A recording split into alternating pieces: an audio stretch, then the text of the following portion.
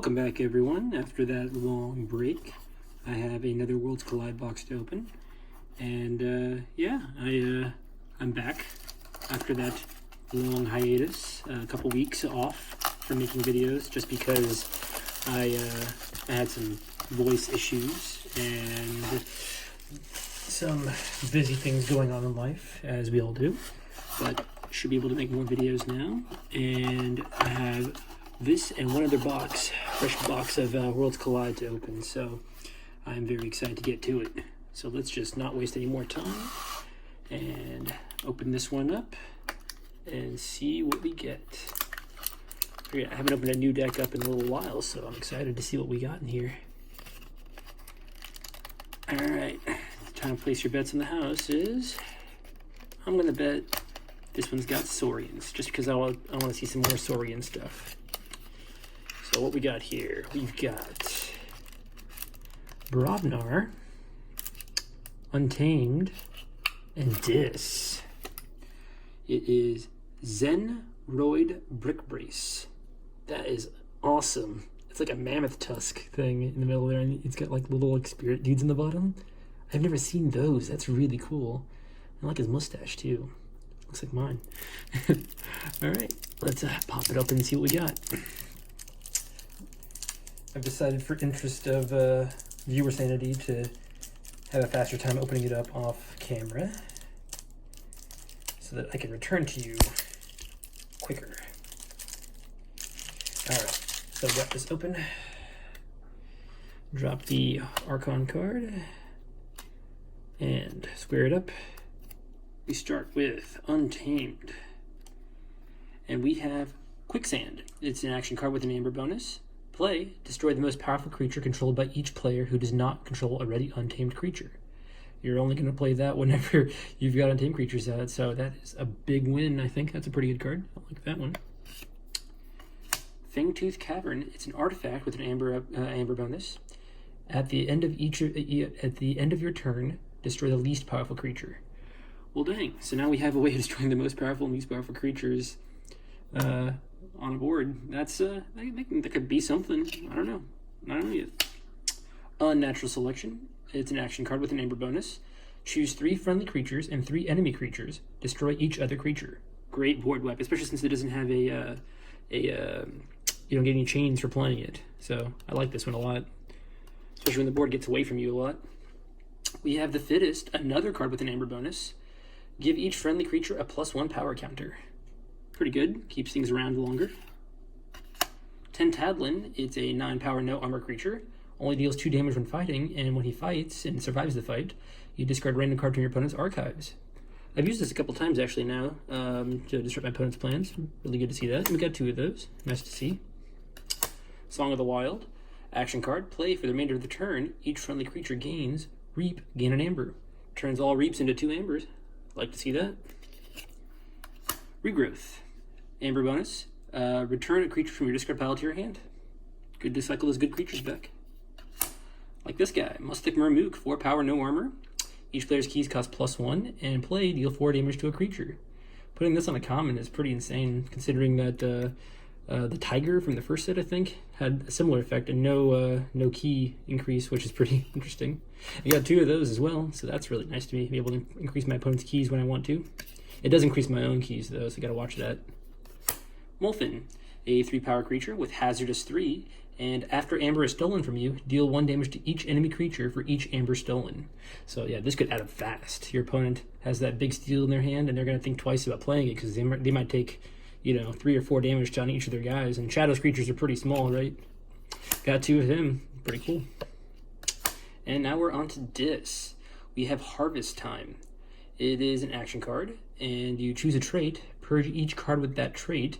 Each player gains 1 amber for each card that they controlled that was purged this way. So this is really interesting because not just creatures have traits. There are some artifacts that have traits too. Like that artifact we had earlier, the Fangtooth Cavern. It is a location, right?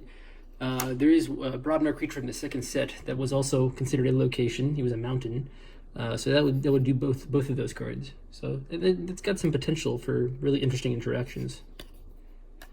Spider, a 2-power creature with Skirmish, and he gains poison while attacking an enemy flank creature. People want to get rid of him fast, because he'll just start taking out whole battle lines. Soul Fiddle, it's an artifact. Action, enrage a creature. Good to take care of those small Reaper guys. The Evil Eye, it's an action card with an Amber bonus, and keys cost +3 during your opponent's next turn. Great to slow them down, great quick slow. And we have Rock Grub, a 1-power no armor creature. Play, your opponent loses 1 Amber, and you reap and you archive him, so you get to cycle him out, which is really good, and just kind of a reliable method of lowering your opponent's Amber totals. Not Finished With You, an action card with an Amber bonus, and shuffle any number of creatures from your discard pile into your deck. Pretty cool. Like to see that. It's a really good card, actually. Yeah. Brings back a lot of creatures. Misery Exploit. Gain 1 Amber for each damaged enemy creature. Some decks can make this nuts. Really, really good. Lilithal. It's a 5-power creature with Fight, Reap, Capture 1 Amber. We have it seems like we have a lot of Amber control in this deck so far. Festering Touch. An action card with an Amber bonus. Choose up to 2 creatures. Deal 1 damage to each chosen creature, but if that creature is already damaged, deal it 3 damage instead. So that is that's a way for us to spread damage around for that Misery Exploit we saw earlier. Really nice. And we have 2 of those. Wow. Good damage. Exhume, one of my favorite cards. Action card with an Amber bonus. Choose a creature in your discard pile, and you may play that creature as if it belonged to the active house as when it's in your hand.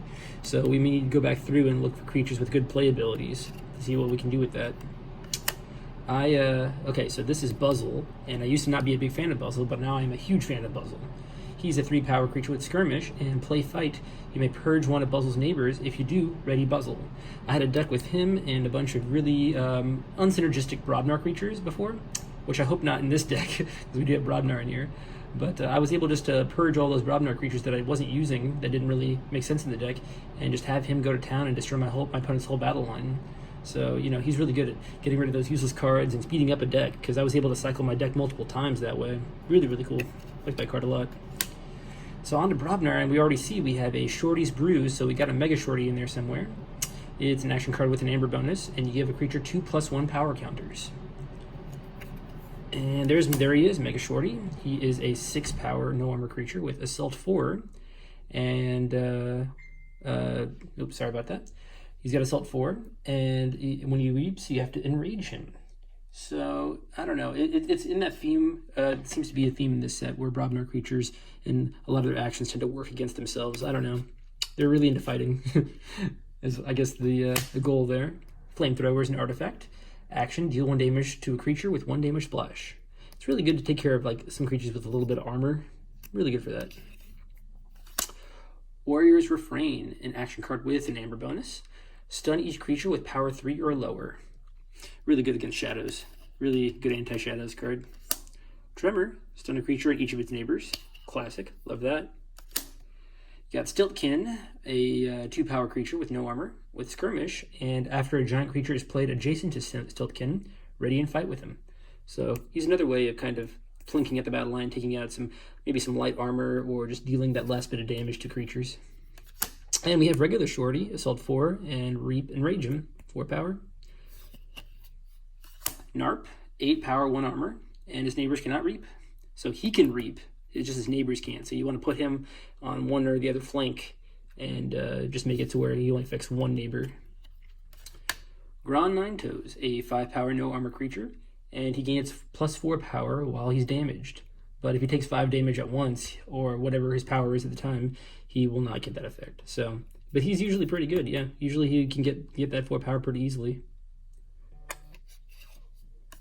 And Garok, your opponent loses 1 Amber when he fights.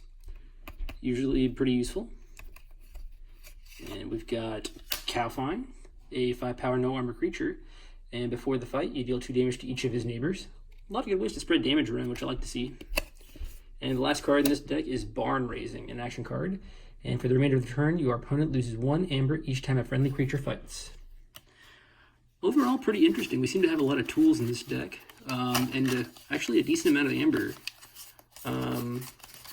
Before I forget, I actually want to see, since we have that Exhume in here, let's have a look-see at what play abilities our creatures have, so we can see what targets we have for that Exhume.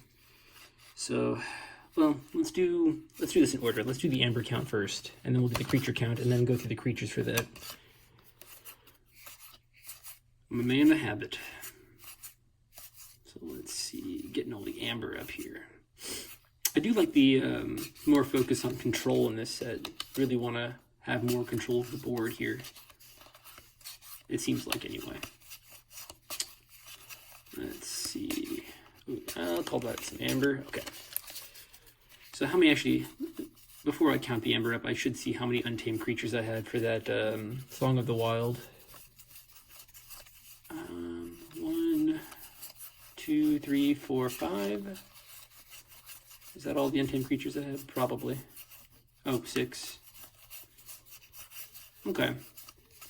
So I'm going to say realistically we can expect 3, maybe 2, just be conservative amber from that card. So we'll go with 1, 2, 3, 4. We'll say 2. So 5, 6, 7, 8, 9, 10, 11, 12, 13, 14, 15, 16 amber. You know, it's a little bit about average, and that's being conservative, so maybe we could get somewhere between 16 and 18 amber with this deck, which is, it's pretty solid. It's a solid number. Let's go for creatures. Let's see here, number of creatures in the deck.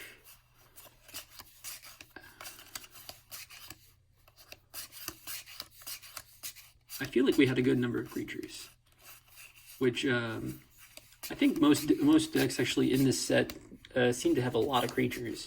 On average, I find like 19 or 20 creatures in a deck, so that seems to be the running theme with this set. All right, I believe I have all the creatures up here. Let me just make sure I didn't miss any real quick. Yeah, all right, so we have 1, 5, 10, 15, 17 creatures. So 16 to 18 amber, 17 creatures. 17's on the low side for this set, but I think we have a lot of utility with those creatures because we have a lot of things to deal damage. Let's, you know, I usually don't look at this, but let's look at board control as well. Or let's look at play abilities first, because we can get these two back with that Exhume. So we can, on a disc turn, do 4 damage to a creature and increase key cost. So these are really good targets for that Exhume. This is also a good target for the Exhume if we want to get our opponent off that 1 extra amber. Good. Buzzle could be cool too if we just want to like get him in there and fight a bunch. We could use this. We could play a giant creature next to him with that Exhume to like ready him again. That could be a potential thing, but it might be a last resort sort of situation. What other play abilities? I think that's all the play abilities we have. So I think most of the time I'm going to be targeting this Mustic Mermook with the Exhume, which, yeah, that's pretty solid. Okay, let's look at board control now, because I think this deck has a good amount of that, especially with the Molefins, the 2 Molefins in this deck. And if our opponent has shadows, then it's going to be kind of a hard thing for them to deal with. So let's see, board control.